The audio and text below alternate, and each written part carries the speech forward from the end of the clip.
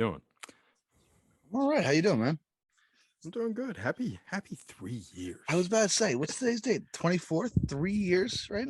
Yeah, it is now currently the 24th. 3 years to the day since our first ever episode. Yeah. Well, first ever since we posted or we recorded. Definitely our first published episode. Yeah, when we published it. Yeah. Yeah. No, we recorded a few really bad ones. No, they weren't bad. They weren't good. They were not good at all. Let's just put it that way. We recorded a couple really bad ones, dude. We call them our mock casts, I guess. Which those were fun though. Those were And then we should have recorded those the actual original mock cast before we even tried to record. We did. We should have recorded those. We did. Do it. We gotta put a little clips of those out soon. It's on SoundCloud. Oh, those, yeah. No, I mean like just the one. Yeah. I don't have like the ones where we did like the auto tune and shit. Yeah, we had a lot of fun there. I did record them, but I ended up deleting them. Yeah. 3 years. It's crazy, man. Because 3 years ago was what? It was 2019. 2019. It was the first winter since I got back from college. Had no idea what I was gonna do with my life. Was it really? Still don't, but you know. You left in 2018? I left in 2018, spring of 2018, yeah. Wow. Dude, I'm telling you, time fucking flies. It does. It's almost 4 years, man. That's what I'm saying. Like, dude, this is 3 years now. Damn. That we've been doing this podcast. Yeah. First year with full consistency. I think we said this last episode because we were doing our little episode season 4 kind of reflection. But 3 years to the day, man, it's crazy. Yeah, nuts. It's crazy that we still don't have baseball too, man.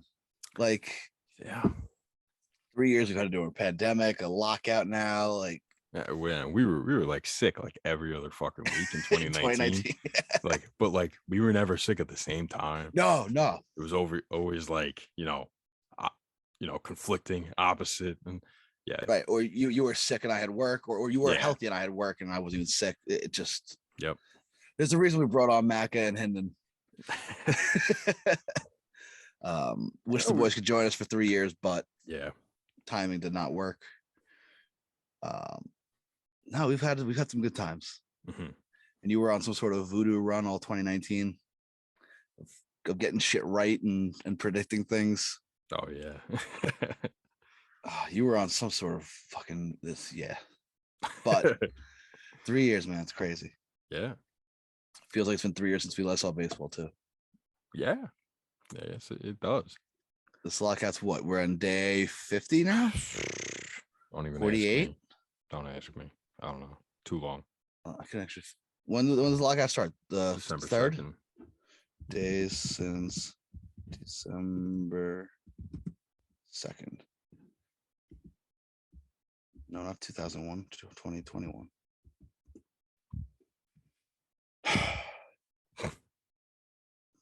Wow. I don't like that number. How many? 53. There you go. We're in day 53 of this lockout, and times are getting desperate. I thought about watching the Dominican League. Yeah, how are you gonna do that? Oh, there's like a link I found on Twitter. Oh, really? Yeah. I thought I sent it to you guys too. Guess not. I don't think so. But thought about watching the Dominican League. I know Mac is playing the show 2013 or whatever it is. Yeah. I popped in 2K12. Oh, God. On my Xbox 360. Yeah. We're struggling a little bit. Getting desperate here. Yeah, I mean, we can do it like I mean, the league did throw a proposal to the players, but we heard it was not good. Yeah, it was not and that was last Thursday? I don't know. I think was so. 2 weeks Something ago. like that. No, it was this past week. It was this past Thursday or Wednesday. So, and they're meeting today. Tomorrow. Yeah. Today with later today. Yeah. Just to in person. yes, in person. The last one was via teleconference. Zoom, got it. I'm just saying this is what they said. They said teleconference. And do you have the proposal? I do. And it says, to recap, the MLB owners offered the players A, raising the league minimum salary and opening up more money available to so-called Super 2s, players who qualify for arbitration for 4 years instead of the standard 3 before hitting free agency. Okay, so then instead of manipulating the service time, they still get a little more money, but they will also be arbitration eligible at 4? Correct. Okay. So I don't hate that. I don't hate that. But not manipulating. I don't hate it. It's I think it's a proposal that they know they're giving their bare minimum and they're gonna, give a little bit more. And then what else we got?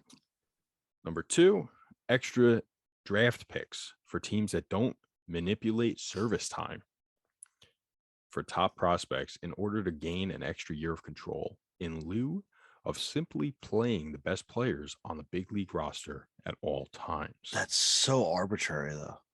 It is. Who's going to judge that? Yeah. MLB? I don't trust them. No. So that's so arbitrary. I don't like that. Okay, what do you got next? Yeah. What's next? And then the last one. Further adjustments to the league's previously proposed draft lottery, which would include incentives for teams to stop extreme tanking, such as the Pirates, Orioles. See, here's the thing. I don't think the Orioles are really tanking. I think they're just that bad. They're tanking. They're not trying. You're going to tell me they don't have money to spend? That's fair.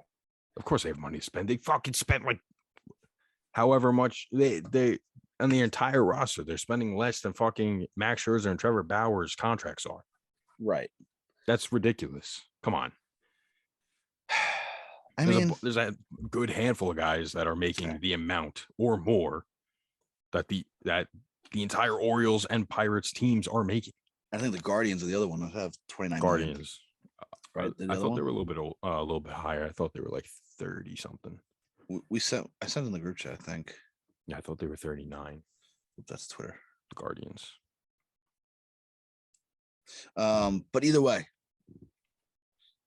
it's absurd that a team have that low payroll. So I do agree with creating some sort of incentive to prevent something like that. But at the same time, I can't take you serious when you comb your fucking mustache. Here we go.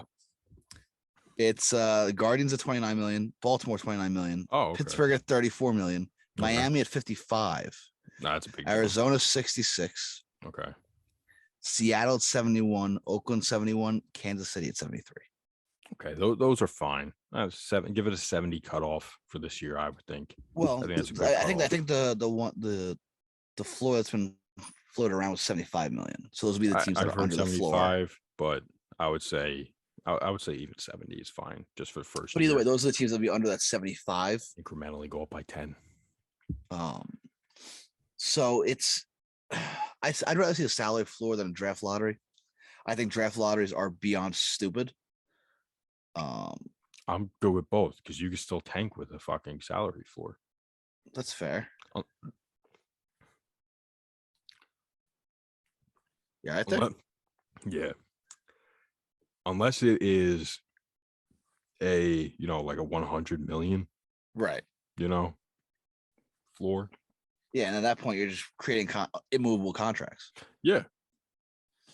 I mean, I personally despise draft lotteries because I'm a Knicks fan. The Knicks have religiously gotten fucked over in the draft lottery. So for me, it's more of a PTSD kind of thing, I think. Then pay for better players and compete. And build a better team. Well, hang on.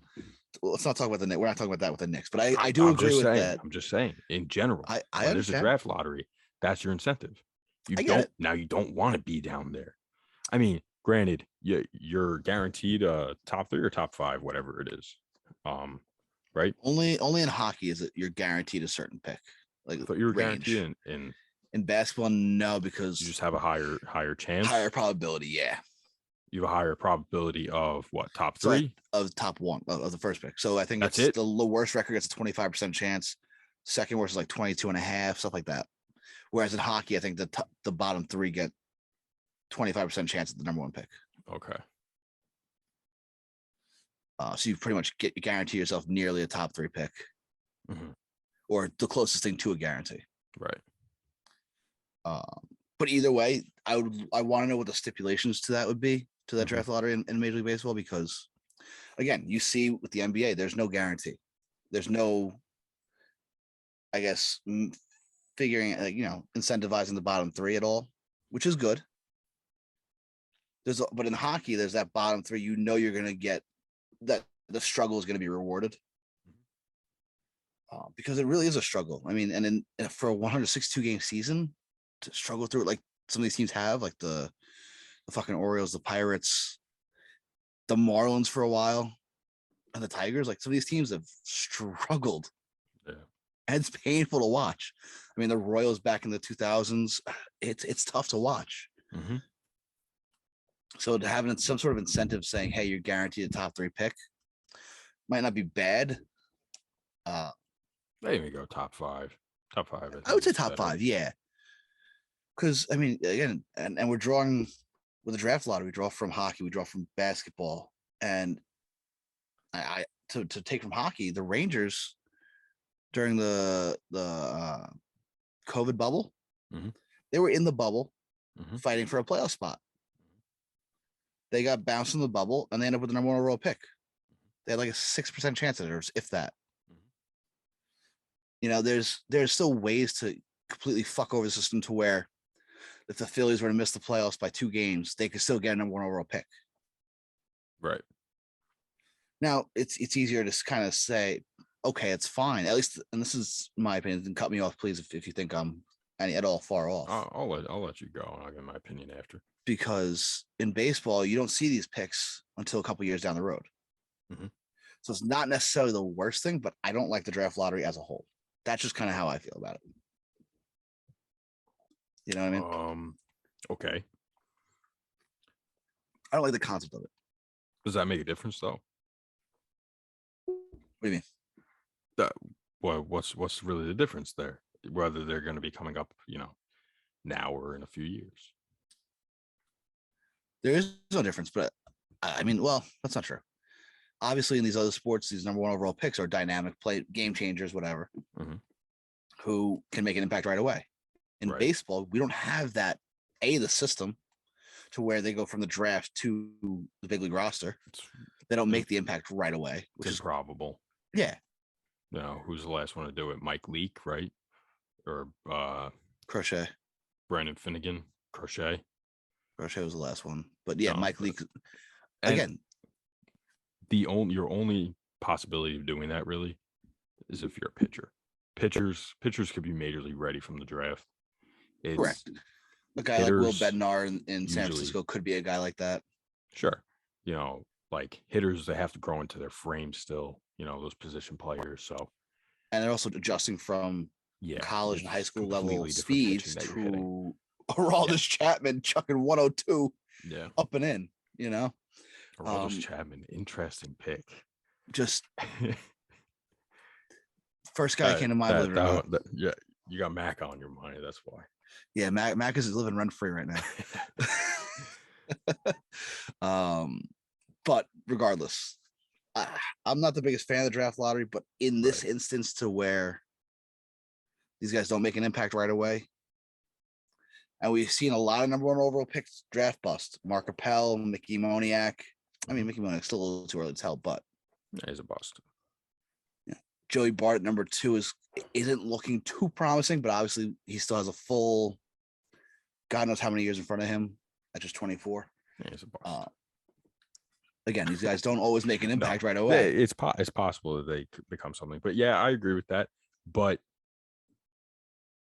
then what are you tanking for? There's no reason to tank. There just isn't.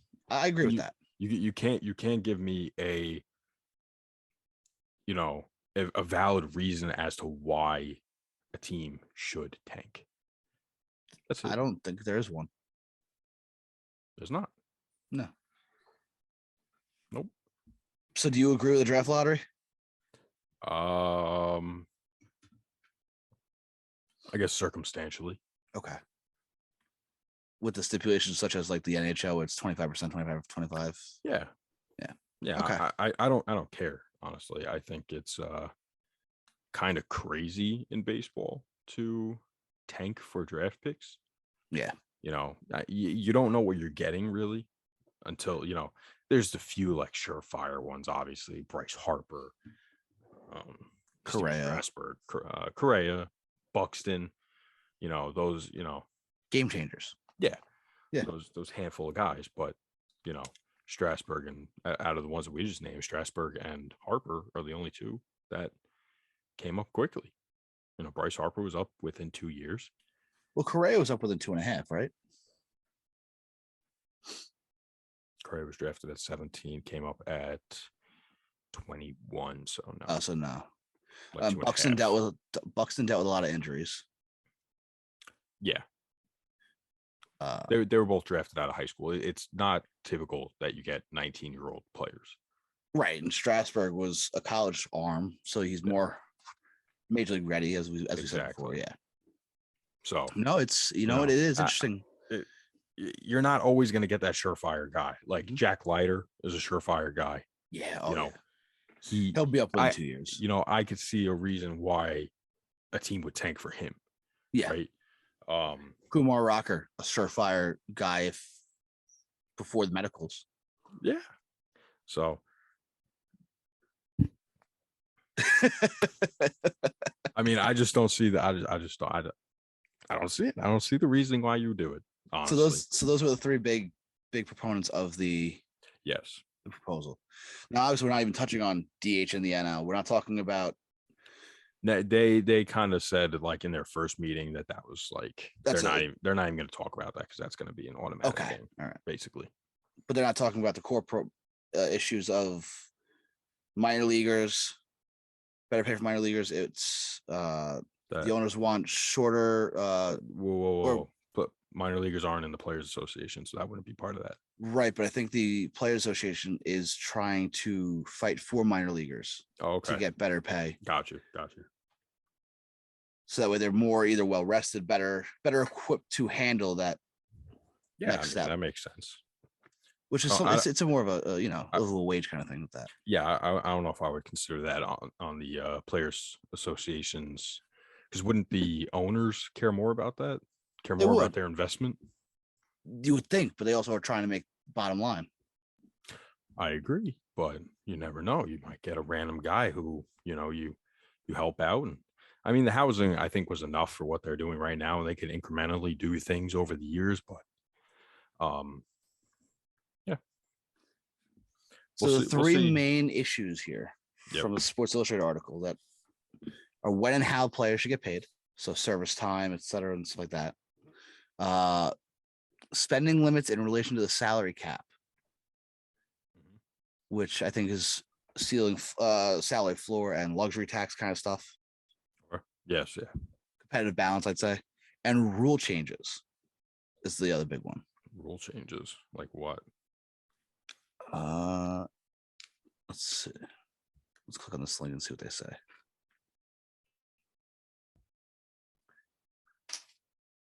I'm just kind of stunned that we're even talking about rule changes. Expanded playoffs, pretty much. Oh, okay. Nah, that's different. Pulling the DH when the pitcher gets pulled. Yeah, they're not going to agree with that. Eliminating the runner pops off a bag for a millisecond out kind of thing.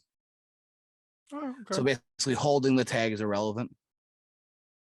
Okay. It matters what the play is. Okay. I mean, that's interesting. I don't like it just because that is the game. Like, you have to stay on the bag. Yeah, hold the tag, stay on the bag, stuff like that. Yeah. Draft pick competition as well. Yeah. Very interesting. We'll see what happens tomorrow with the players propose and everything. Yeah, and tomorrow's meeting is going to be in person, which is good. Finally. My biggest thing is, this was sent to you Thursday. Why were you not meeting Friday to discuss it? Why weren't they meeting on December fucking 4th? That's the next thing. Why weren't you meeting December 4th, December 8th? Why is it taking so long? Or like it's only costing the owners more money, and then the players more money in terms of their salaries. The owners think that they don't care because they think that they can bite that bullet. But after a pandemic shortened year, they'll soon realize, and with all the money that they lost this year too, with lack of fans in the first half of the season, and the vaccine and mask stuff like that, definitely lost a lot of fans. You lost a lot of fans, yeah. And that one was people probably. I mean, mask mandates, I don't even think were the owner's faults for most of it because of that's based on city guidelines. State and city guidelines. So you lost fans through literally no fault of your own. Why are you not working to make sure these fans that you lost a year ago are ready to be right in the seats for opening day? They don't care about that. They don't care about that. I know. It's crazy because they see the bigger picture. They see the overall number, and they're like, "Oh, we went from, an average of 26,000 to 25,100. Oh, we only lost an average of 900. That's not a big deal." Right. And it goes back to something that when each one's paying fucking $25 for parking and fucking $40 for a fucking glizzy, and don't forget 35 for a beer. 35 for a beer, and then getting maybe merchandise. I mean, those hundreds of dollars, they add up. Merchandise, yeah, exactly. So now, I think part of it for me as well is that I'm pissed because I actually have tickets for this year, season tickets and opening day tickets. Yes, sir. So I'm kind of annoyed. Well, no, but I don't want to. I want to go to games. I know. You know what I mean? I'm pissed that I have these tickets and I want to go. And you and I are going to opening day. It's it's one of those things where, hey, get the shit done so we can go. But I agree. But unfortunately, no news is not good news here. Yeah, sadly, it's not up to us. So, can you imagine if it was up to the fans? This shit would have been done by December 3rd. Oh no, hell no. If it was up to the fans, that's so true. Do we all have to agree? Hell no. Overwhelming majority. What's the overwhelming majority? Well, we'd say 6%. The overwhelming majority is figure this shit out so we could get to baseball. Anyway, it's gonna be a big week for baseball, though. I will say that. Between the meeting today and then tomorrow, the Hall of Fame class. No, I thought it was the 25th. 24th. It's 25th? I thought it was the 25th. Oh, shit. You might be right. I thought it was 24th, though. The 25th, Tuesday. The Hall of Fame class of 2022 gets polished off with its final members. Now, Billy, you and I do this every year. This is now our third year doing this because we didn't do it our first year, I don't think. You are correct. Tuesday. I know. That's weird. Interesting. Well, it's good. That's probably why they met on Monday. They're meeting on Monday. Oh, they're pussies. I thought it was tomorrow. No. That's why I fucking rushed to make the fucking. I made the fucking template all fucking weekend. Yeah. So anyway, the final pieces of the 2022 class will be announced, and for the last 3 years we've done this. Last 3 Hall of Fame cycles. Sorry. Where we collect our ballots. We have our ballots, we get fan ballots, and we see who the fans want to induct into Cooperstown. And this year was rather interesting given last year's results.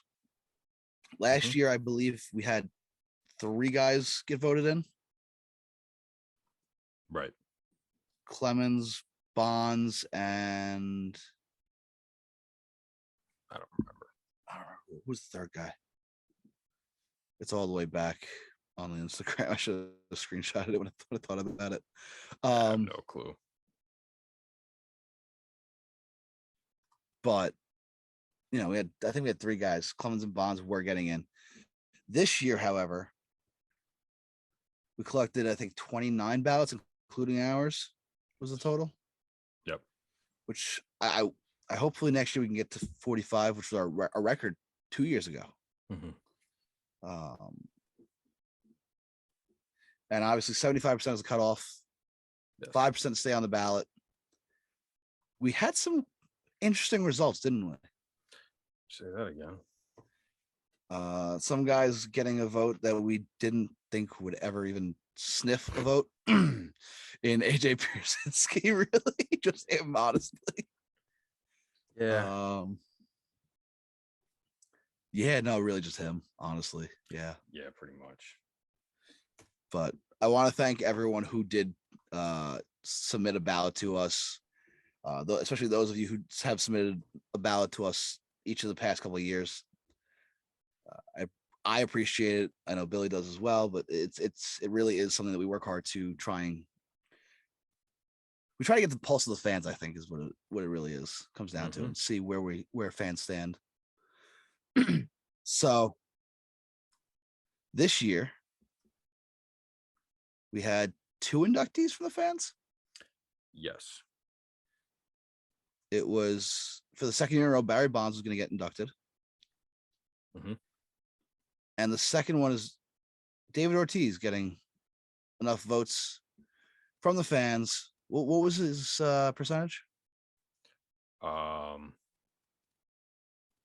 I don't know, because I messed up. Remember? Oh yeah. No, because you miscounted. You shorted me. Yeah. Yeah.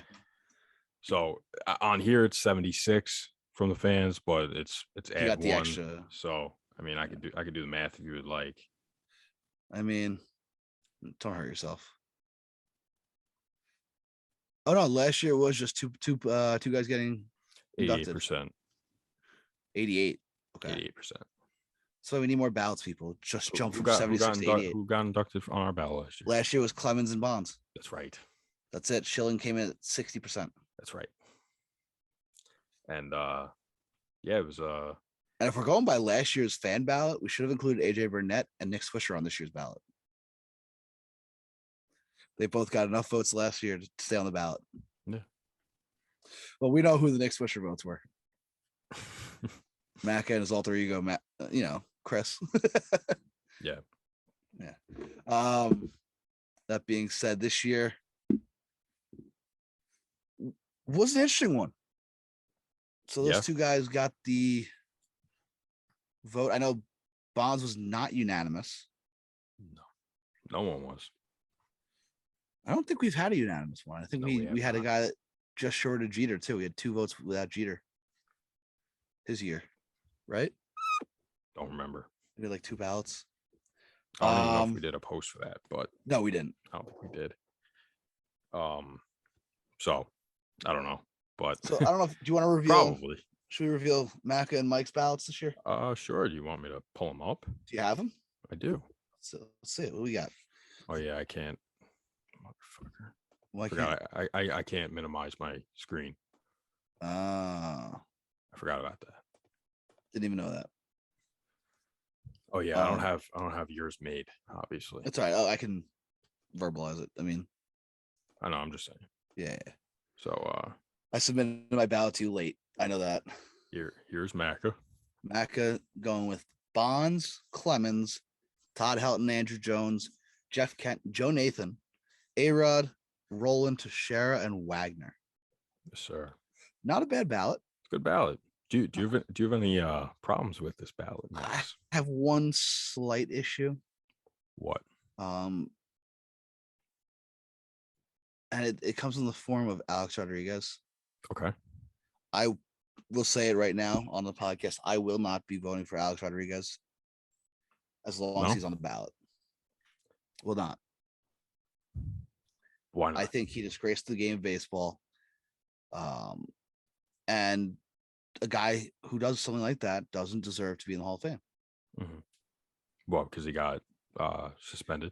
Not just because he got suspended, but because of the way he went about it, bitching and whining about it and this and that. And I mean, realistically, the rest of them bitched and whined about it as well. Yeah, but his was after the fact. He got caught.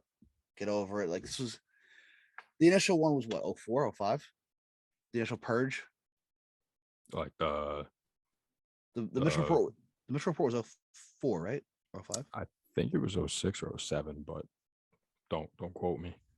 But it was then when that all happened, and obviously time is settled, dust is settled, and anyone who got caught serves their punishment, whatever. A-Rod got caught not once but twice, and was a bitch about it. Realistically, that's just how I saw it. I could be, a little off base, but that's just me. Bias? Why would I be biased? We'll get to that. All right. So you would never vote for Manny either, then? No. Okay. I don't think I have voted for Manny the past couple of years either. You've never voted for any steroid guy, have you? Or you might have last year for the first time. Let me see last year. Let me check last year's ballot. Yeah, I'm going to check right now. My ballot last year was Abreu, Helton, Hudson, Hunter, Andrew Jones, Jeff Kent, Scott Rowland, Schilling, Vizquel, and Wagner. So no. See, you never so if you I have, and we ho.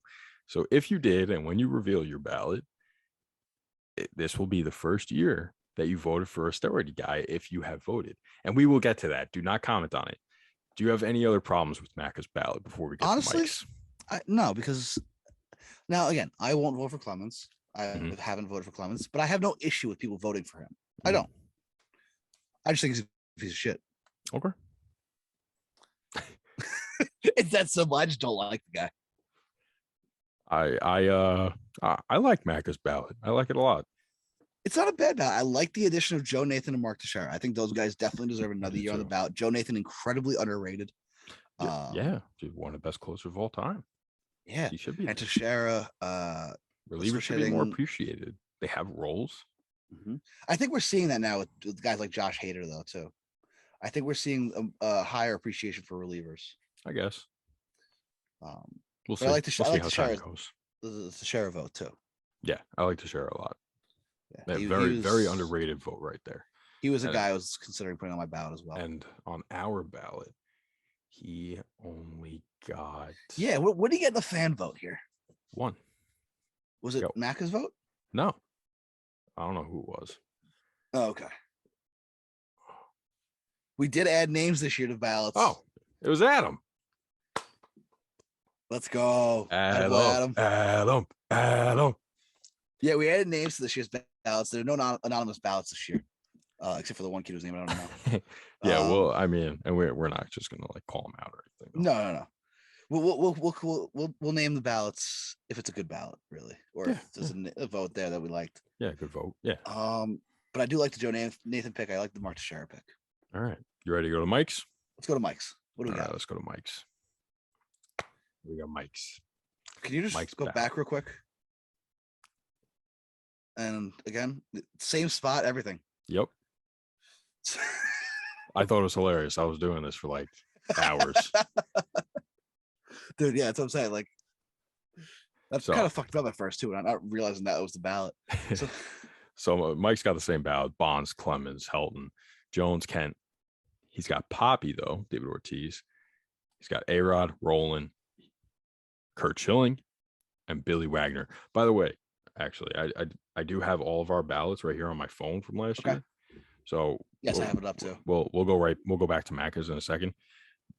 Mike's, he did 5 guys last year. He did 10 this year. Mike didn't do 5 guys last year. Yeah, he did. No, he didn't. He had 8. What the hell are you talking about? I have it right here. What do you have? Unless you fucked up. I just said it to you. I'm going based on the post. Oh, maybe he changed it then.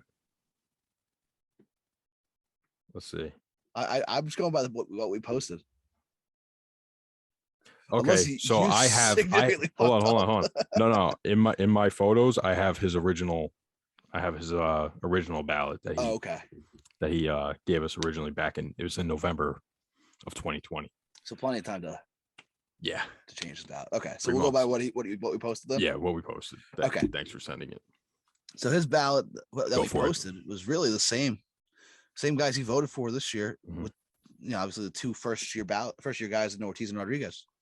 Mike's pretty consistent there. Yeah, no change, just added Added a couple new ballot guys. Yeah. This is a prime example of using all 10-year votes. Yeah. Do you want to go over your ballot next? Because I like Mike's ballot. You know, obviously I got the A-Rod thing out of the way. I don't have a problem with Mike's ballot, and if I do, we'll get to it later. So here's mine. Here's my ballot. That's what we got. I love your ballot, man. I absolutely love your ballot. Thank you. I appreciate that. Do you want to read it off, or you want me to do it? I'll read it off. You know. All right, go ahead. I got Bobby Abreu, Barry Bonds, Roger Clemens, Todd Helton, Andrew Jones, Jeff Kent, Andy Pettitte, Scott Rowland, Curt Schilling, and Billy Wagner. My only issue with your ballot is Roger Clemens, but I don't even, like again, I said it before, I don't mind it. So I love this ballot. So I'll give my ballot from last year. I had Bobby Abreu, Barry Bonds, Todd Helton, Andrew Jones, Jeff Kent, Scott Rowland, Curt Schilling, Billy Wagner. So I added in Clemens and Pettitte. That's my difference. I want to know why. I gotta know. Why'd you add 2 Yankee pitchers? So but I always said, based on statistics, you can't deny that Roger Clemens deserves to be in there. Right. Based on stats alone. I think that he's a fucking dickhead. I do not like the guy. I will forever have a vendetta against him. I vividly remember him throwing the bat at Piazza. I'll never forget it. I hate him. Right, world class piece of shit. Moral of the story there. But I can't deny that he is a Hall of Famer. I think that it would be a loss. I mean, the Hall of Fame would be a loss without Bonds and Clemens in it. Honestly, it would be at a loss. I mean, you're looking at arguably the greatest hitter of all time, and then arguably one of the greatest pitchers of all time. Top 10 in hitting and pitching all time. But let me ask you about Clemens and his PED use. Yep. You obviously voted for Bonds in the past, yes. and obviously there are reasons for that. And I voted for Bonds. This is now my 3rd time voting for Bonds. Okay. And obviously it's finally on the ballots this year. Yes. So let me ask, why the ad of Clemens? Is it just simply because of numbers wise? Is it just because Bonds and Clemens are a package deal at this point? A little bit of both. I mean, you can't deny the stats, like I said. Also, I think if you vote for Bonds, you kind of have to vote for Clemens. Kinda. You don't have to, obviously. You can do whatever the fuck you want. Well, I was about to say, you say have to, then where's Sosa? Where's the, It's different. I don't think that Sosa is a Hall of Famer without the steroids. Right. I'm not an all or nothing guy either.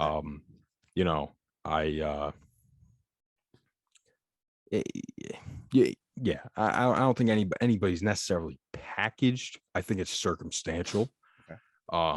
I don't think that any steroid user should, after the greatest steroid users of all time, if they're not getting in on there for a fucking first 9 ballots, why should any of the others? Right. So therefore, I will never vote for a steroid user until their 10th ballot. So you won't vote for Ortiz until his last year on the ballot? Correct. Interesting. It's done. None of them. You can't make the argument to me that any of them deserve to be in over Bonds. What? Because everyone loved Ortiz? Fuck off. Fuck off. Okay. Fuck off with that. I don't give a shit about his fucking personality. I don't care if he was lovable. Don't give a single fucking shit about that. That has nothing to do with him on the field. He was a great player. He was a great hitter. Atrocious fielder, actually. Oh, god awful. So he was a good hitter.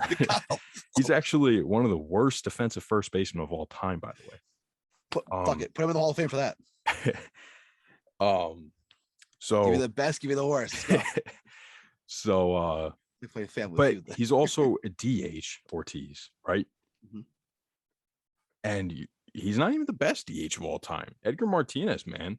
And Edgar Martinez had to wait. So why Poppy is strictly getting love. And I was gonna wait until you showed your ballot because I know you have Poppy. I do have Poppy. But you brought it up, so I'm gonna go off on my tangent now. No, go ahead. Poppy's getting love strictly because of who he is. Okay. And that's ridiculous. It's like Curt Schilling. Politics of it, right? These voters are fucking pussies. Dude, they are pussies, especially those guys that left blank ballots. Oh, dude. 4 of them. Dude, 4 blank ballots on this ballot. Wait, you know what? Hang on. Let me pull up the tracker and I'll name or I'll find it. Please do. I'll name all of it. Do you know that one guy's name? I think Steve something. Steve, well, that doesn't help. You sent it to me not too long ago. Here we go. I got it. Yeah. That's it. Do you want to finish your rant first? No, I could get back to it. So as of January 11th, there were 150 public ballots. Yes. So Ryan Thibodeau, I think the guy's name is, and his team do a great job tracking public ballots every year. One of my favorite follows come baseball all season. 4 voters as of that day that submitted blank ballots. And I'm going to name them right now. And we can, you know what? I will personally call for anyone who has an issue with a blank ballot to reach out to these guys. Ask for a reason, even if they wrote one. Ask for a reason. Or just tweet at them and say 2 things. You're a pussy and I have no respect for you. I like that. This is voting for the Hall of Fame is an honor and a privilege. Yeah. That you should not take lightly. I mean, there are guys on here who you and I, upon further review, even after last year's ballot, that should have been first ballot guys. Yeah. I could get to that. I want to talk about them. I'll wait till your ballot, though. Okay. All right. So, I mean, I have 2 of those guys. I have 2 or 3 of them. 4 voters as of January 11th. And it might have been updated. And there might be more. We don't know. Nick Canepa. Pussy. Ron Cook. Bitch. Michael Hunt. And the king of the bitches, Stephen Marcus, his second straight year. See, and blank ballot. I knew his name. I knew it was Stephen. That guy. You don't submit a blank ballot with this fucking crew. You can't. With this ballot, you can't. It's stupid. And like, you know, if you're basing it off of like Jaws, on Baseball Reference and whatnot, I think you gotta take that with a little bit of a grain of salt, because you can't compare a guy like Andrew Jones to Willie Mays, right? Oh, they're completely 2 different generations. They play 2 completely different speeds of the game, 2 totally different games as a whole, right? So it's you can compare them to an extent, though. You know what I mean? So yeah. What do we got here? Let's see. I'm going to try and see. We have 168 public ballots as of right now. Okay. Let's see if I can find how many blank ballots there are. It's fucking ridiculous, dude. Still just 4. Okay. Actually, and he has a giant spreadsheet to where I can find out how many there were last year as well. Okay. 14 from last year. Yeah. I remember that. No one got elected last year. 2012 is tracker's a little wonky. Here we go. 2020, there were 0 blank ballots. That was Jeter or no? Jeter. It was, yeah. Yeah, so 2019, 0 blank ballots. That was Mo? I think so. 2018, 1 blank ballot. I don't remember who 2018 was. 2018 was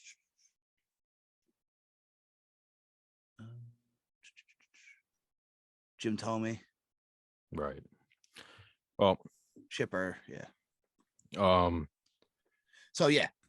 Long story short, fuck the blank ballot guys who put in blank ballots. Yeah, you're stupid. You can't. You can't. I mean, I'm sure that throughout history there have been plenty last year. But come on, like you can't justify it. You really can't. No, you can't. So my other addition this year was Pettit. Right. Do you have any questions with that? We went on to such a goddamn tangent there. Yeah. No, I like Pettit. I think I voted for him 2 years ago, and he might have been the first steroid user that I voted for. So his was injury related, so I kind of give him a pass. And he only used it for like 2 days or something when he didn't know what it was. It was a very brief period, like and 2 days, 2 weeks, something like that. It was something short. It was shot like directly into his elbow, and so I don't. And during the off season, I think too, right? Yeah. So like to call Pettit a steroid user, I think is a bit of a stretch. Considering the dude threw what 91 tops. Yeah, I mean, so yeah, I mean, lefty. I've always liked Pettit. Yeah. So, and just looking at his career numbers, I think he was a great pitcher. Yeah, 5 World Series. So definitely deserves a lot more love than he's going to end up getting at the end of the day. And honestly, for me, he didn't land on my ballot this year, but I think next year he'll probably, with a much weaker ballot, I think next year he'll definitely be getting a vote from me, because it's just a stacked ballot this year. It might not be all that much weaker. We'll see. Well, we're getting rid of the big four, so big four: Schilling, Clemens, Bonds, and Sosa. I forgot Schilling was last year. Yeah. So yeah, that's my ballot. That's not a flattering picture of him. It's the only one that they had I'm from just saying from the Diamondbacks, man. It's such a bad pick of him. So anyway, yeah. Any other questions? No, I like your ballot as a whole, man. I agree with you on a lot of these, and we talked about this separately at length even earlier. Yeah. I love this ballot for the most part. We all kind of have very similar ballots, obviously, between Macca and Mike having nearly identical ones. We switch it up a little bit. I add Abreu, right, and I'll get into my ballot as well. Me and I don't think either of them had Schilling, did they? Mike did. Okay. Mike is Schilling. But you and Macca didn't have Poppy. No, me and Macca did not have Poppy. Macca steroid usage had Bonds, Clemens, A-Rod. Steroid usage for Mike, Bonds, Clemens, A-Rod, Poppy. Yeah. Well, was Poppy ever suspended for his? No, neither was Bonds or Clemens. Right. Okay. Or Pettit. But Poppy was named in the Mitchell. He was on the Mitchell report. Right. It's just as valid. I love how the Mitchell report has suddenly become the fucking morality Bible when it comes to these guys. That's what happens, right? It's interesting. So great ballots all around, but I will tell you guys what the best ballot is, and that will be my ballot. I wrote actually a piece that we'll put up on the website, like I asked everyone else to do, but no one else did. Billy gets the pass because of all the work he puts in behind the scenes. So I will put that up probably Tuesday, or in the coming days, either way.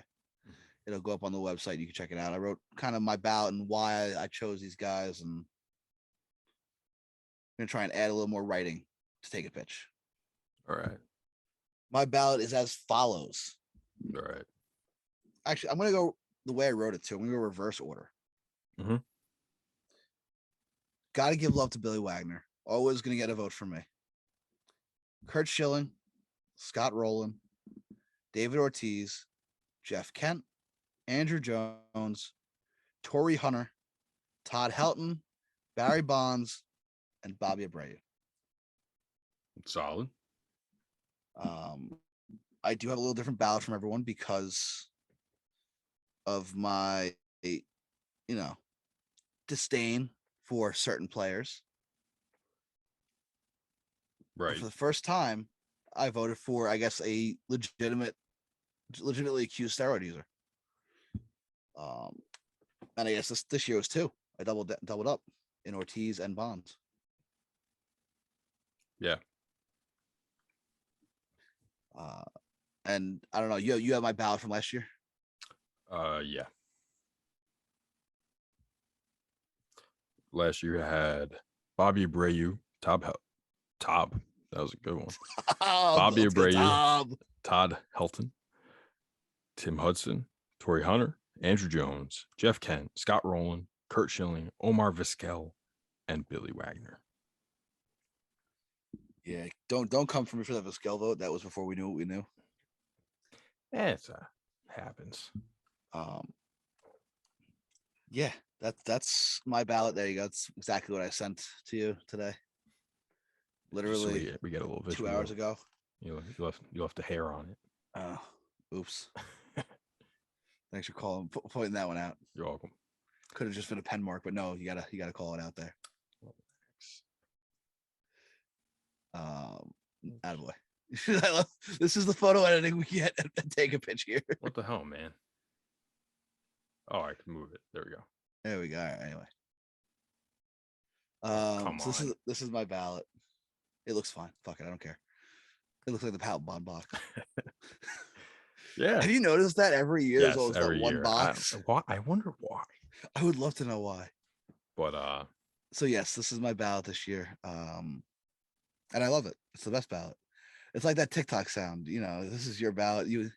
This is your favorite, you're old, your social security number is 2, whatever. So I have a few questions. Let's hear it. I'd love to hear. I love answering these questions. Well, listen, can I see the drops? Yes, you can compare, obviously, my ads and drops. I think the big drops were Hudson and Vazquel.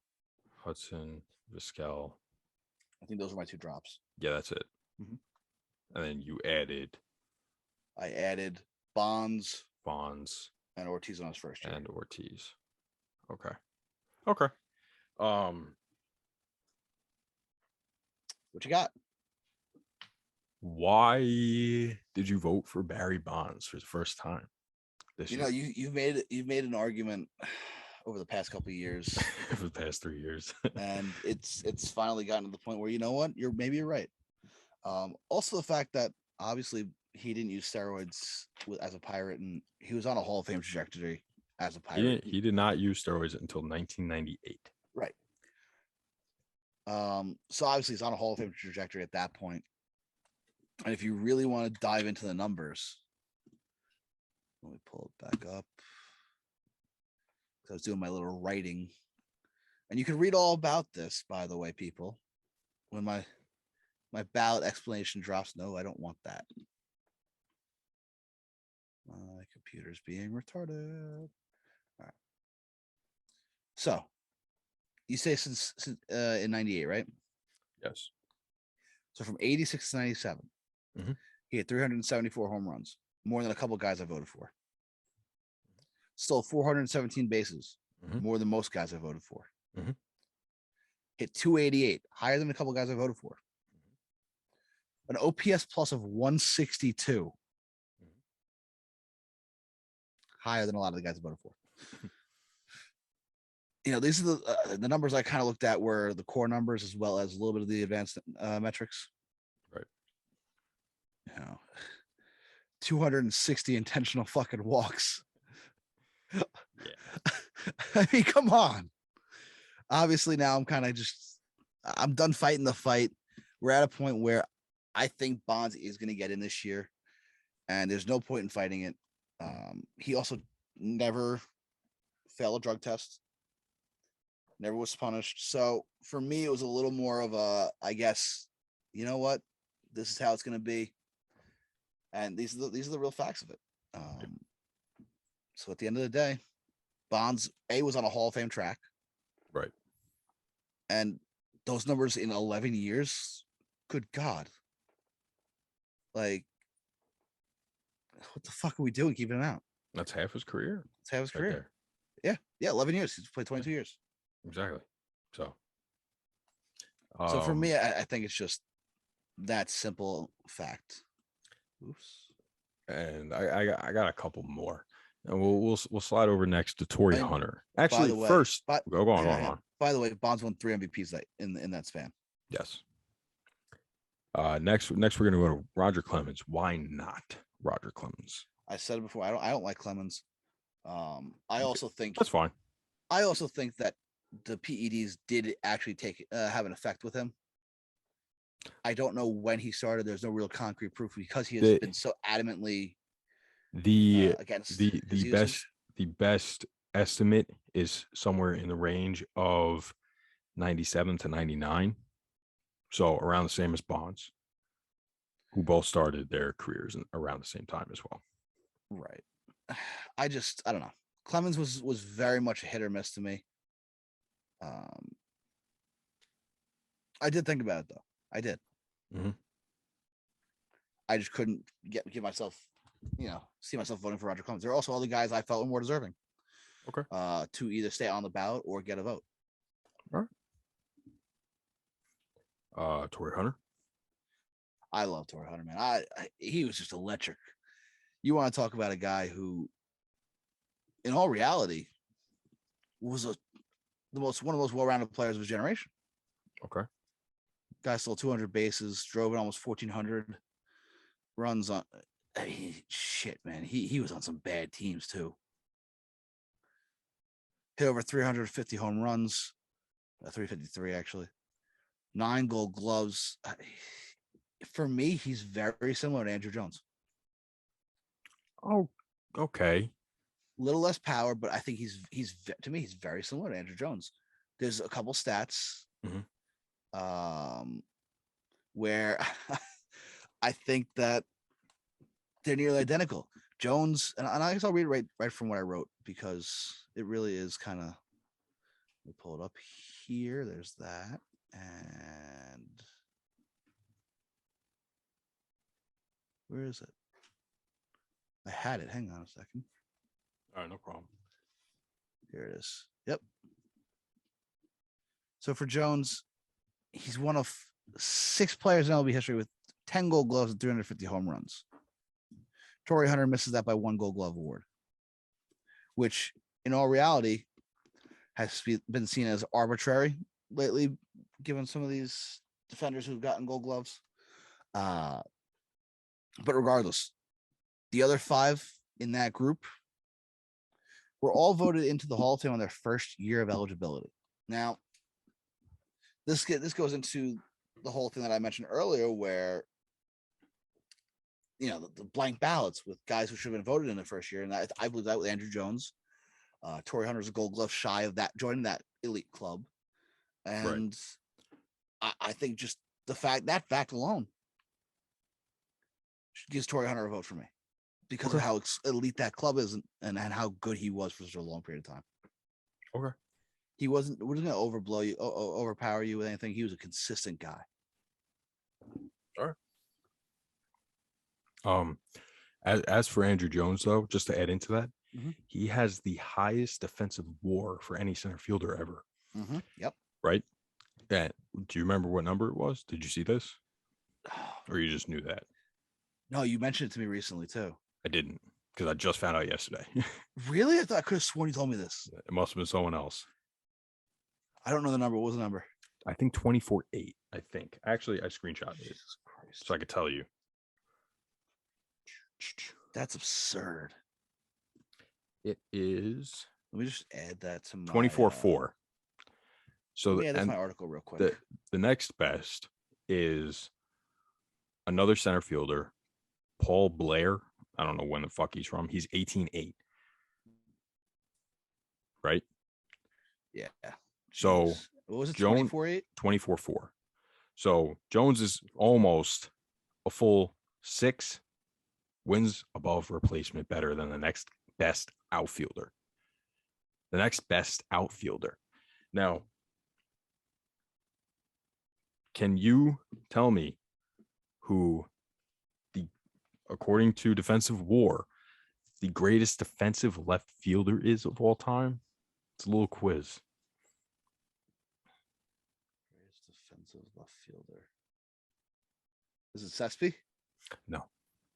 He is, or was, I guess, a teammate of 1, 2, 3 guys. 4 guys. Oh, 5 that are on the ballot. Really? Yep.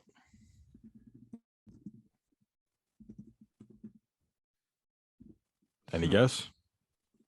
Teammate of 5 guys on the ballot. I'm trying to think of which 5 guys played together. I didn't say they necessarily played together. All right. I'm trying to think of who played with 5 of these guys alone. They might have all been on the same team. They may not have. I got nothing. All right, I'll give you another hint. He's Macca's favorite player of all time. Nick Swisher. No. Closer. All right, so he's a Yankee. Brett Gardner. Yeah. Yep. wait. Are you fucking with me right now? Swear to God, Brett Gardner, 12.9. The next best is Barry Bonds at 7.6. So you're telling me Brett Gardner belongs in the Hall of Fame? He's the greatest. Oh, God. According to Defensive War, he is the greatest defensive left fielder of all time. And by my logic, for some guys, that means I'm voting for Brett Gardner for the fucking Hall of Fame. God damn it. I mean, I'm going to fucking off myself. If God the logic damn it. holds up, man. Hey. I just thought that was funny. Did you tell Macca that or no? No. So he'll obviously this is the hear first it right here. Oh, God. Which I was hoping that he would be able to record with us so that I could That's so bad. We need some elite defenders in left field, please. Within like 10 years, 6 years. He's 5. He's 5 better than the next guy. That's a lot. The next guy is fucking Barry Bonds, who was a damn good defender in his own right. Yeah, and then he fucking fell off because he couldn't fucking move. He Got was too heavy. Too big for his own fucking body. Yeah. Got a little top heavy there. Jesus fuck. I do have You're one. Fucking with me. You're fucking with me. It's not Gardner. It's not. I swear to God, you can look it up, or I can send it. I'll just send it to you. That's even easier. No, I hate the fact that I'm gonna be voting for Brett Gardner for Hall of Fame. So by my own principle. I do have one last question, and that's Big Papi. Why Big Papi? Mm-hmm. I think actually let me rephrase that. Mm-hmm. So you didn't vote for Barry until his final year on the ballot. You never voted for Roger Clemens. I'm not counting Pettit. You did not vote for Manny, A-Rod, Sheffield, Sosa. 7 guys right there, right? Yes. 7 different guys. Yes. But you're voting for Papi on his first ballot. I think what Papi did for baseball as a whole, as an ambassador of the game, mm-hmm. is much bigger than being named in the Mitchell Report. Okay. He wasn't suspended for it. Mm-hmm. There was no punishment. Okay. And the Mitchell Report didn't necessarily say that these guys did them. Now, I think Papi did fail a drug test. It did. It was more of an accusation than confirmation. They not stole, but they were given information test results leaked from a lab that was supposed to be confidential. Right, which is why this is all sorts of fucked up. But that's journalism. It is. That's journalism. 100%. You're allowed to do that. That's what the Mitchell Report was. I'm aware. So the Mitchell Report wasn't journalism. It was actually an investigation done. I know, but I'm saying how it was leaked is journalism. Okay, yeah. You know, whoever it was that leaked it, that ended up writing the story on it.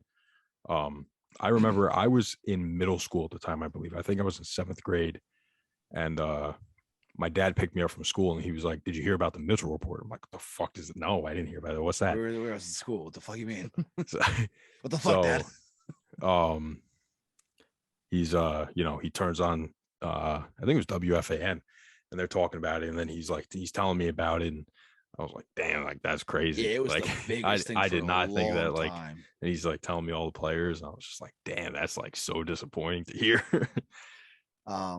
But back to Papi, I also think his playoff record speaks for itself. Mm-hmm. His ability to get the big hit, driving the big run that when you need it, I think as being one of the most clutch hitters in baseball history, definitely holds merit when you look at the teams he was on. Obviously 2004, he helped break the curse. It definitely holds weight, and I think that's a good chunk of the reason why he is getting some votes, not just because of his personality. Obviously, for the city of Boston, what he did for that entire city is second to none. Right. But we're talking about the Baseball Hall of Fame here. We're not talking about the Boston Hall of Fame. Mm-hmm. And I think what he brought to the game as a whole an ambassador. And yeah, his personality does have something to do with it. Yes, I won't lie.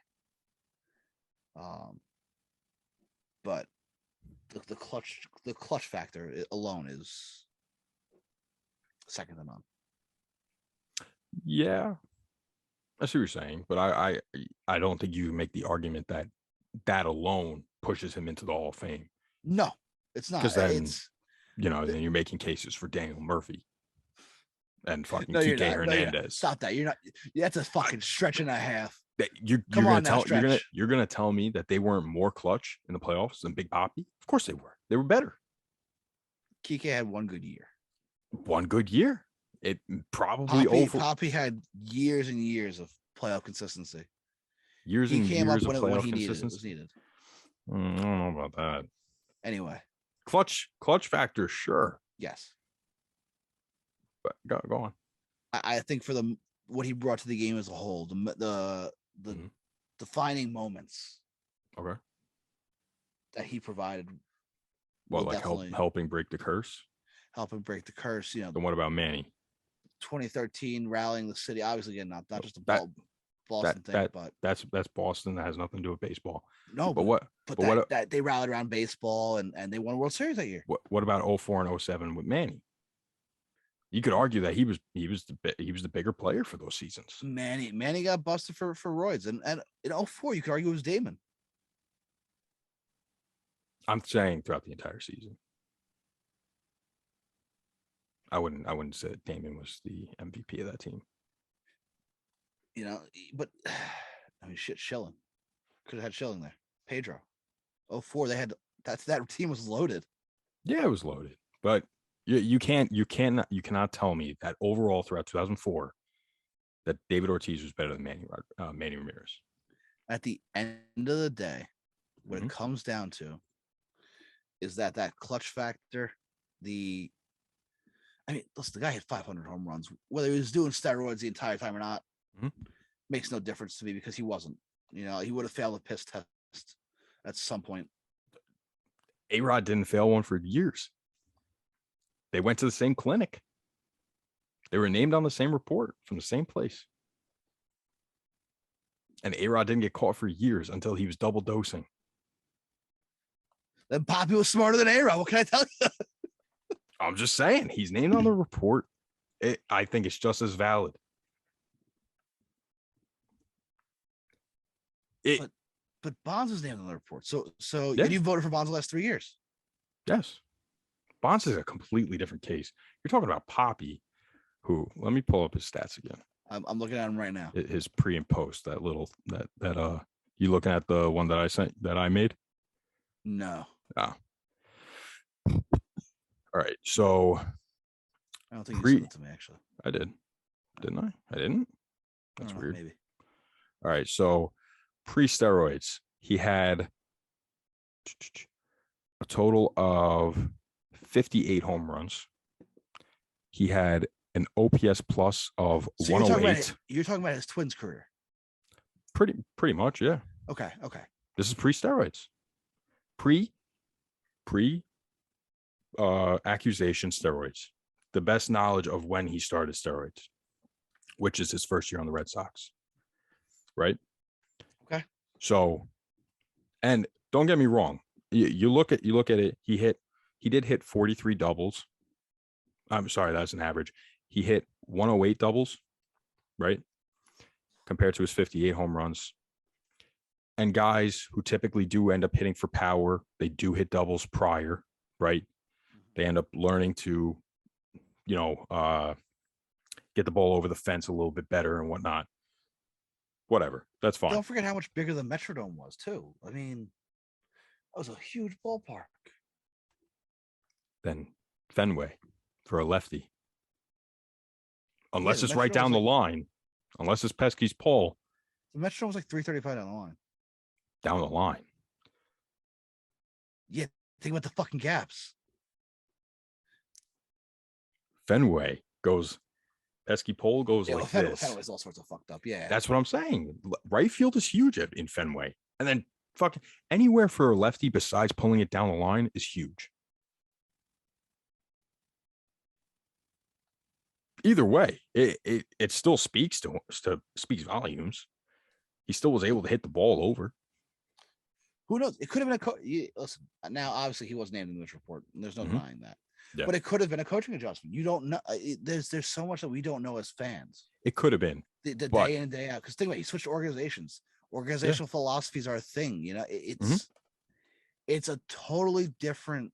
There's so much underlying factors that we could not be even thinking of. But I do understand your argument. Right. But fuck you. I gave Poppy a vote, and that's it. I'm just asking, man. I know you like to start shit. I know. I think if you also leaned into giving him a vote just because you like him, that's fine. You're not. I mean, a big Poppy fan. Yeah. You're not giving him an actual vote. So I don't care. Right. Obviously, if that is a part of your reasoning, then that's valid for you. Obviously, it's not a real vote. But I mean, you look at the numbers though with Poppy. They're insane. I wouldn't say insane. If he was playing a good, at least a serviceable position, insane. He was a DH only. Knock it back a little bit. You have to. Look at Edgar Martinez. The guy had to wait till his last year on the ballot. But you and I have said multiple times that was so unjust. It was. So why instead of making another guy wait because of his position? Steroids. Why not get in front of it? Steroids. If you're comparing him to Edgar, yeah, and your reason is the DH. Why are we not getting ahead of it then? Steroids. So now you're arguing steroids, but you were comparing him to Edgar, who did do steroids. Both. It's both. Edgar didn't do steroids, but he was DH. You're going to tell me that if Edgar did steroids, then he's not a much better hitter throughout his career? I mean, you've been the one to say it more adamantly than me. Steroids can't help with hand-eye coordination. They can't. That's what hitting is. And you look at Poppy, he increased from pre to post 23 points in his average. Again, that's not much. That's going into the peak of his career. But again, you're going into his peak, switching organizations. There's so much more that you don't know about. Yes. You know, how much film have you watched on Poppy with the Twins and Poppy with the Red Sox? Did his swing change? Not much for either. Again, did the swing change? I'm sure it did. I know his batting stance changed. The leg kick, not necessarily that means much. Stuff like that. But it's more about comfort. It's about seeing the ball better. Maybe putting more work after that. What he was cut by the Twins. He was cut by the organization that signed him. Wouldn't that make you want to fucking work harder? Work harder to find a drug dealer? Sure, I guess. Not me personally, but if circumstantially. You're a pain in the fucking ass. He is listed as a steroid guy. I have no justification, and I don't think anybody could change my mind. You're such a pain in the ass sometimes. I'm not a pain in the ass. If Bonds, just Bonds alone, I'll use Bonds alone, who was never convicted, never proven. I like how harsh we're using these words. Too. Well, he was in court. That's true. That's kind of what I meant. I wasn't thinking about it like suspended. That was my next thing. If that's what you meant. Pop was signed by the Mariners. Was he really? What the fuck? I didn't even know that. In November of '92, and it was traded to the Twins in September of '96 to complete an earlier deal. Interesting. For Dave Hollins. I have no idea who that is, but glad I don't actually. But it was an all-star actually at one point. From Buffalo. But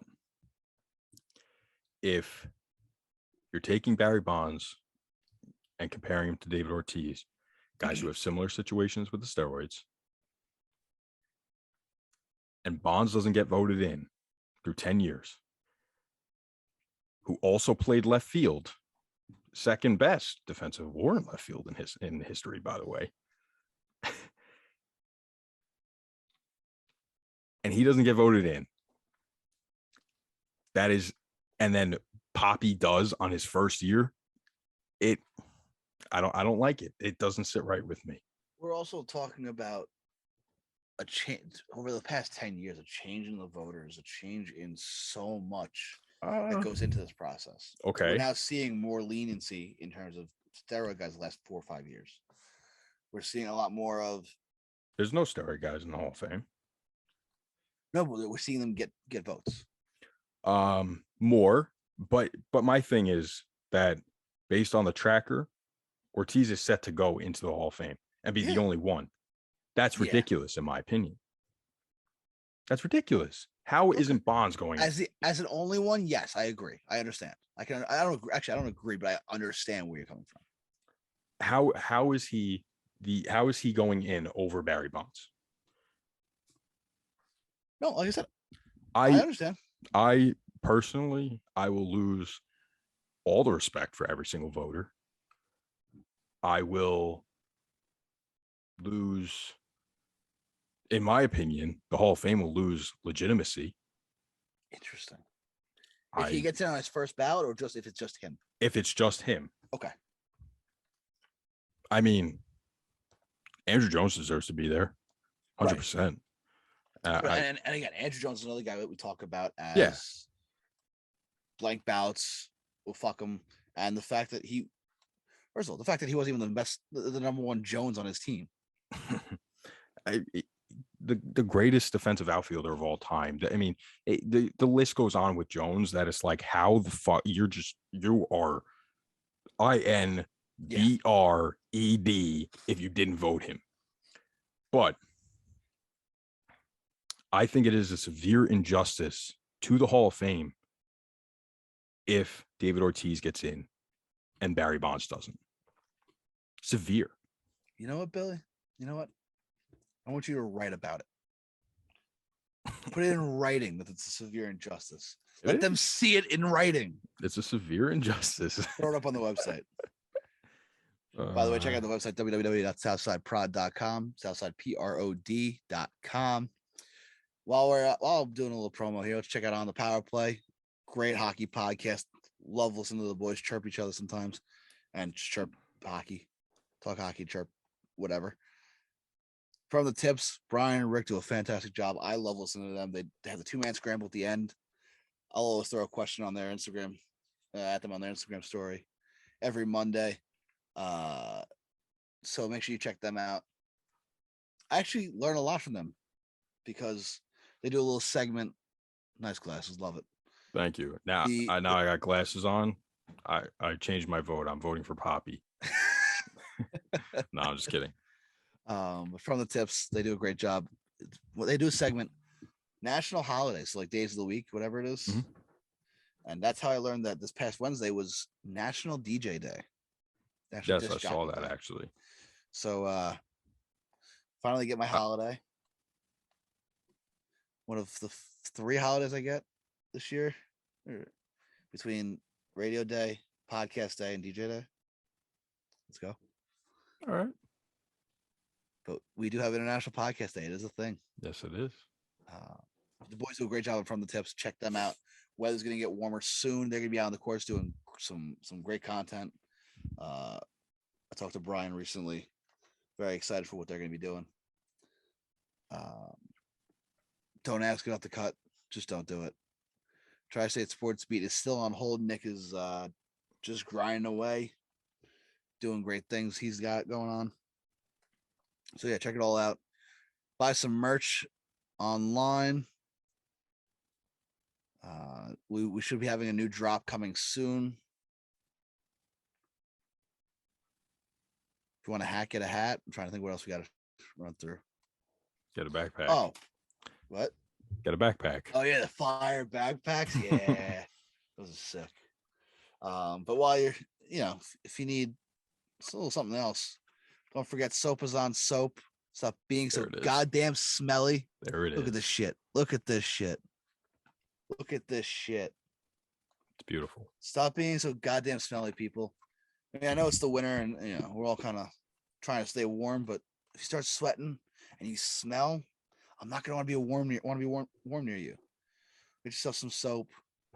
Use promo code TAP for 15% off at soapizon.com.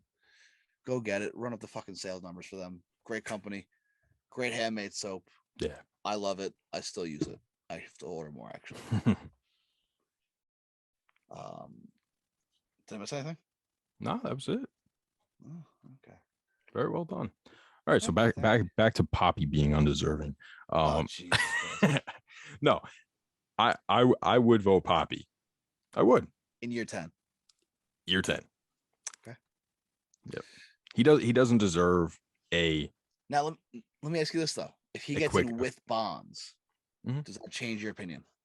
No, I still don't think he should be in at all. No. He could go in. He shouldn't be in before Bonds. He just shouldn't. But if he goes in with Bonds, no, he shouldn't be in. No, that's equal. They're not equal. Why? Bonds and it's not. B comes before O. Nope. By the way, if you have BO, get Soap is on Soap. There you go. He would be year 1. That would be Bonds year 10. So if Bonds gets in doesn't this equal year, out. So if Bonds gets in this year and Poppy gets in next year, you good? Better. All right. I think I don't know. All right. You know my stance. We all do. Yes. That steroid users should wait. That is going to be my rule for history. If you were named on the Mitchell report or you were suspended with steroids, 10 years, baby. See you then. All right. So I will see Bonds. I mean, not Bonds. Sorry. I will see Poppy. Poppy will see my ballot. His name on my ballot. Yeah, 10 years. When I'm in my midlife crisis. So. Yeah. Yeah. Right. I'll be 36. Dude, it's so wild. That's when Poppy will go on my ballot. I mean, he'll get in before then. So Poppy will literally never be on my ballot, but he would be on my your hypothetical ballot. My hypothetical age 36 ballot. And Andrew Jones will be on every ballot though. Andrew Jones will always be there forever. Jeff Kent, Billy Wagner. Always. Yeah, a lot of guys not getting a lot of love. Yeah, it's kind of ridiculous. Even on ours, dude. Yeah. Why don't we read some numbers from the fan ballots here? What do we got? So Bonds and Ortiz are the two that got in. I also think that Ortiz plays quite the recency bias with the people that you got, because most of them are your age, I believe, right? For the most part, yeah. So let's say, most of them are 24, meaning they probably started really watching and remembering baseball. We'll say 06, 07-ish, right? Right. Again, right around Ortiz's heroics, and that's when Bonds was done. Yep. So I think there is a little bit of a recency bias here, but that's fair to say. So I'll go over quickly, guys, that we voted for that did not get much love, or guys that we did vote for and did get love. Bobby Abreu only got 4 votes on the fan vote. Shame. That is a shame. That's 4 out of 25. Yeah. So that's a lot lower than I would have liked. Bonds got 22. Burley got 1. Clements got 17. So he was only 2 votes off of getting in. He might get in with our votes, though. Oh, no, because you didn't vote for him, so he won't. I did not. Crawford got 0. Prince Fielder got 4. Got Helton only got 8 from the fan vote. That's fucking criminal. 12 total with us. So, yeah. That's criminal. By the way, on the actual ballot, Bobby Abreu will be staying on the ballot for a 4th year. Well, what's he projected at right now? Well, he's reached 20 votes, which is what you need for 5%. Yeah. So he will be staying on the ballot this year. he gets an injustice as well, man, because back then nobody cared about, you know, that type of gameplay that he had. Had he played now, totally different game, you know. Andy Pettit needs one more vote to stay on the ballot. Jimmy Rollins will stay on the ballot, which is fucking stupid. And Omar Vizquel stays on the ballot. Are you kidding me? Swear to God, 20 votes. Yo. All right. We're all right. So Tim Hudson got 5. Torrey Hunter. Tim Hudson got 5 votes for us? Oh, yeah. Sorry. Ryan Howard got 6. Ryan Tim Hudson Howard got 5. more love from. So I'm looking at the tracker right now. Ryan Howard got more love from our fans than the actual Hall of Fame voters. And yes. Tim Hudson got the same amount. Really? Look at that. 5 public ballots out of 168. Tim Hudson should really have us be voting. Torrey Hunter had 10. Has 3 ballots right now. That's it? Only 3 votes. He had 10 ballots for us. How many are public? 168 of approximately 392. Oh, okay. So he'll so we're hovering around half.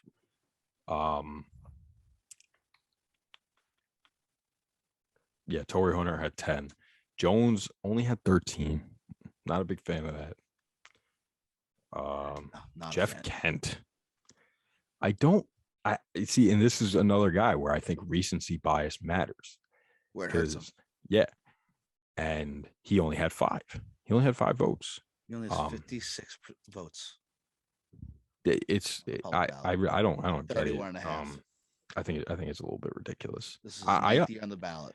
And if you recall, back in 2016, I said to you that I thought that Mike Piazza getting in was going to help Jeff Kent. Mm-hmm. And it should have. It should have. I mean, I think that he's the equivalent of Mike Piazza at second base. Yeah. You know what I'm saying? I don't get it. Lincecum got 6. Got 6 in public. Got 6 on the actual ballot. Justin Morneau got 0. Yeah. Justin Morneau isn't even on the fucking tracker. So he got 0. David Ortiz got 23 on ours. Yeah, he's projected. He obviously got a lot more on there. Yeah. Papelbon got 0. He has 1 vote. Jake Peavy 0. Andy Pettit got 10 from us. Has 19. Needs 1 more to stay on the ballot. He'll get it. Yeah. Through another 200 votes. Pierzynski got 1. 0. Fucking 0. Manny got 16. Manny's at 37.6% of public ballots. A-Rod got 15. He's at 40.4% of public ballots. Scott Rowland got 8. That was another injustice. Scott Rowland is currently at 70.2% of real ballots. Oh yeah, I would Rowland love to see. Will be in the next couple of years. I would love to see Rolly get in. Yeah. Rollins got 7 on our ballot. Fucking 20. Kurt Schilling got 11. Kurt Schilling is now at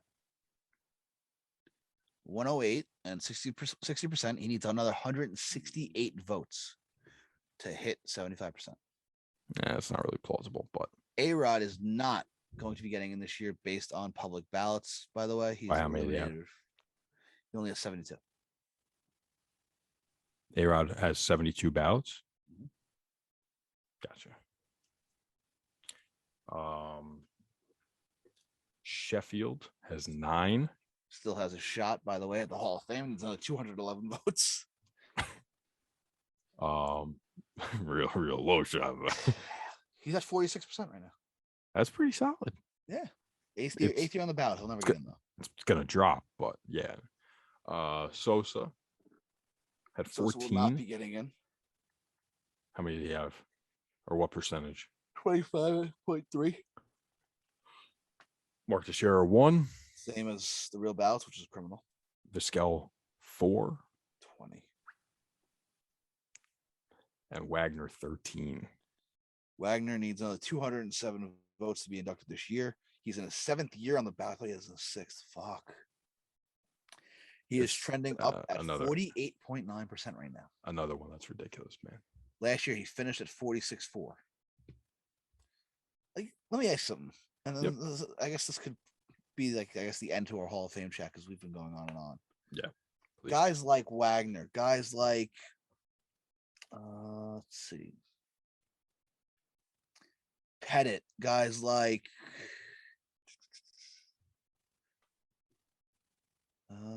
who's the other guy I saw that made me think of this? Sheffield. These guys aren't really trending well. I mean, they are, but they aren't.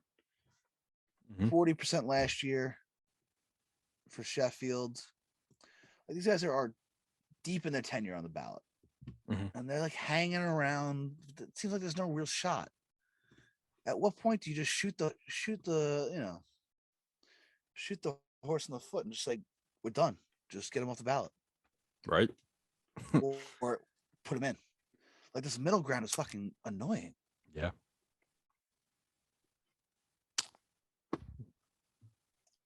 That's how the cookie crumbles, man. What are you gonna do? I kind of want cookies now, though. All right. Let's move on. Let's do our last topic. And I forgot we had this. Tomorrow or Tuesday we will hear, or I guess tomorrow, we will hear the final outcome. Who gets in and who's eliminated. And you will hear that hopefully next week. So let's get into the final thing. You'll hear our gripes. Oh yeah.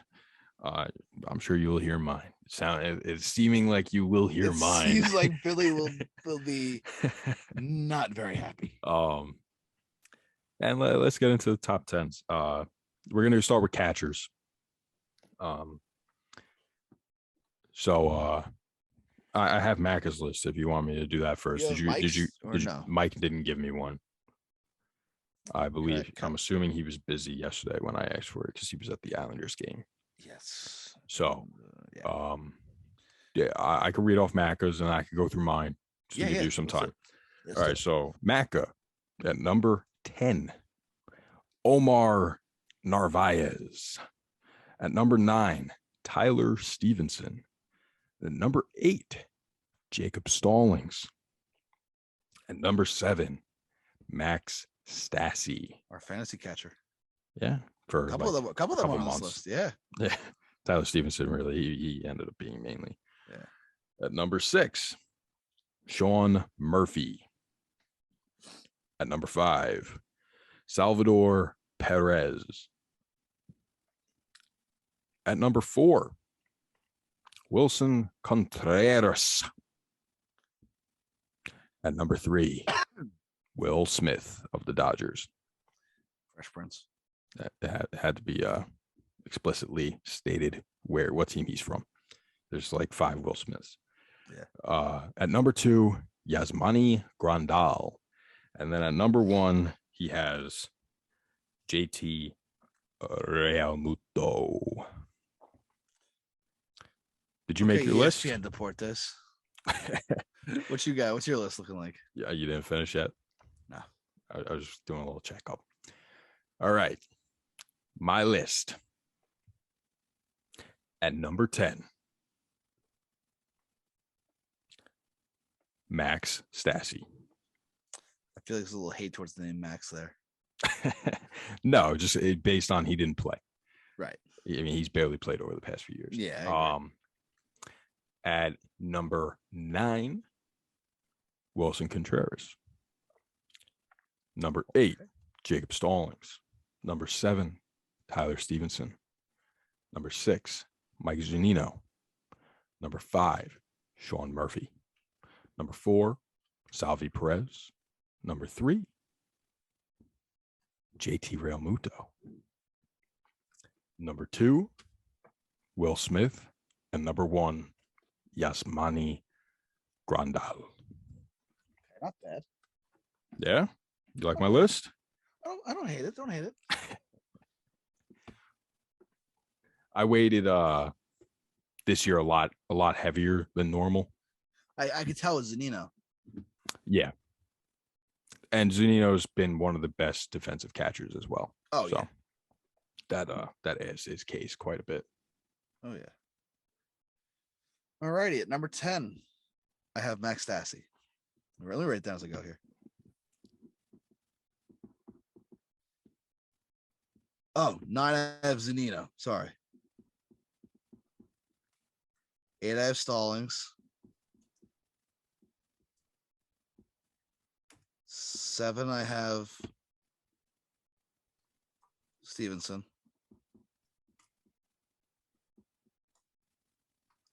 6, I have Murphy. Don't worry, I'm writing it down for you.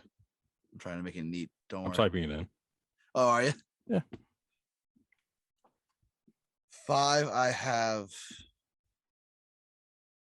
Contreras. 4, I have Will Smith.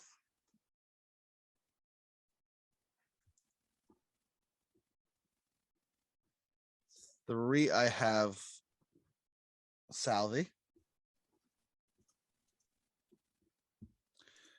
2, I have JT Realmuto. And 1, I have Yasmani Grandal. I got them all right. I think so. I got 10. I think so. I can't count the fucking 10 anymore. Jesus Christ, this is a problem. I'll do better with first baseman next week. This has been Yeah. So Max Dassey, Mike Zunino, Jacob Stallings, Tyler Stevenson, Sean Murphy, Wilson Contreras, Will Smith, Salvi Perez, JT Realmuto, and Yasmani Grandal. You know what? I could even switch Stallings and Stevenson. Fuck it. Switch those two. Your final answer? I think Stallings is better. Yeah. It's my final answer. So you have Jacob Stallings at 7. Yes. All right. Okay.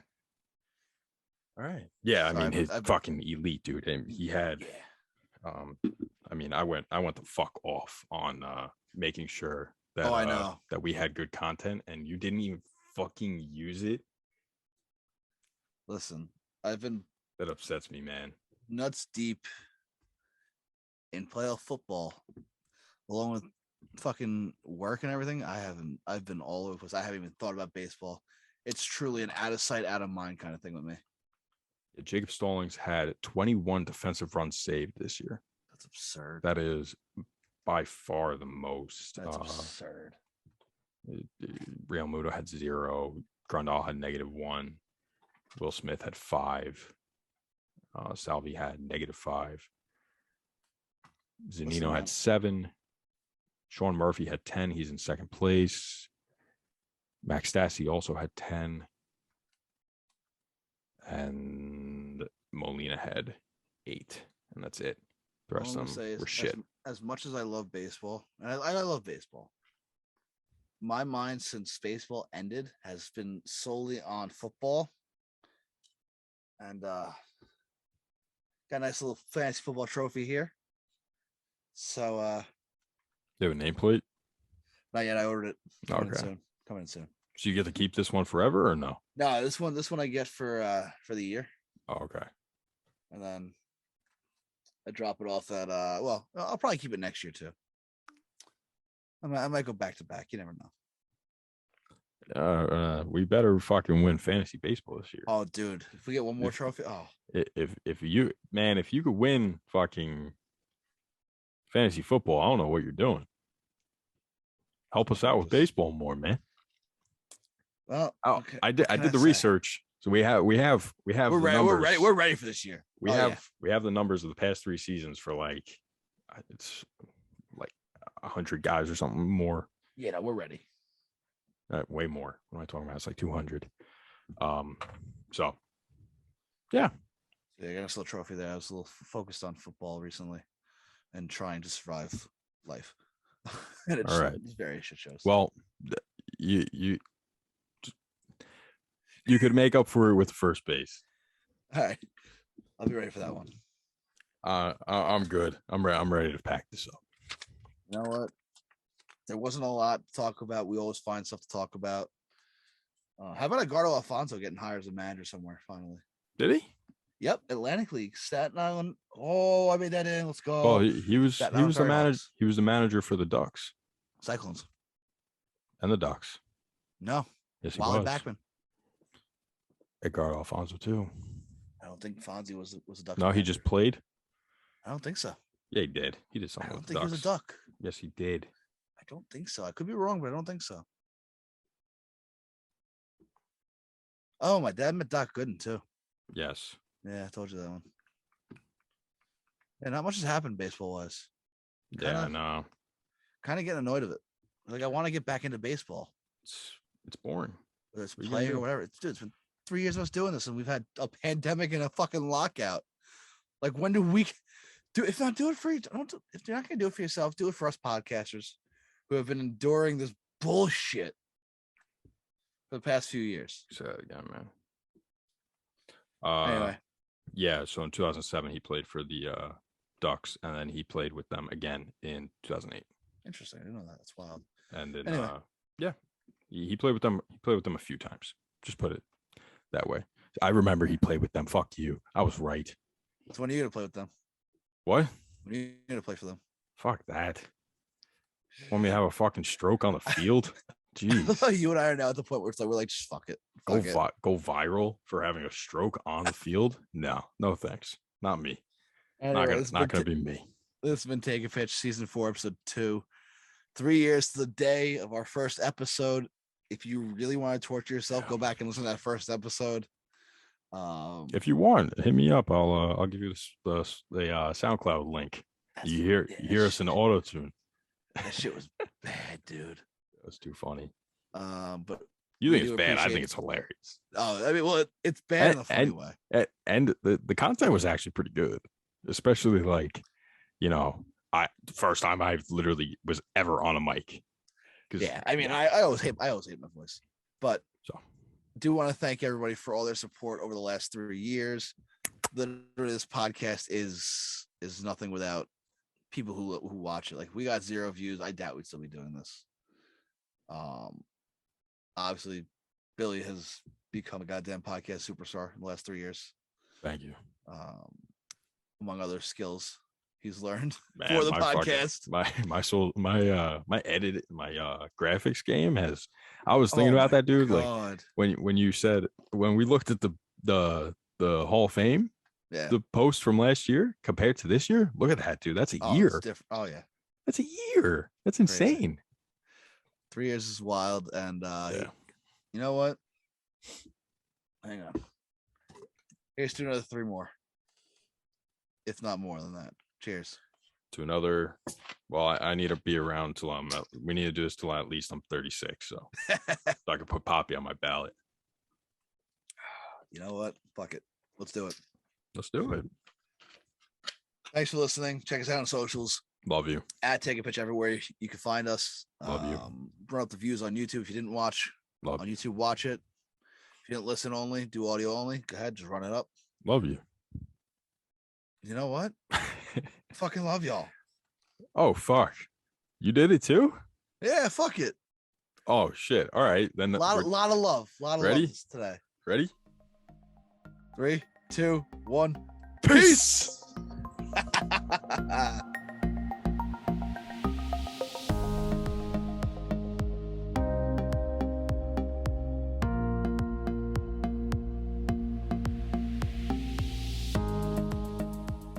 It's Tito made. Yee.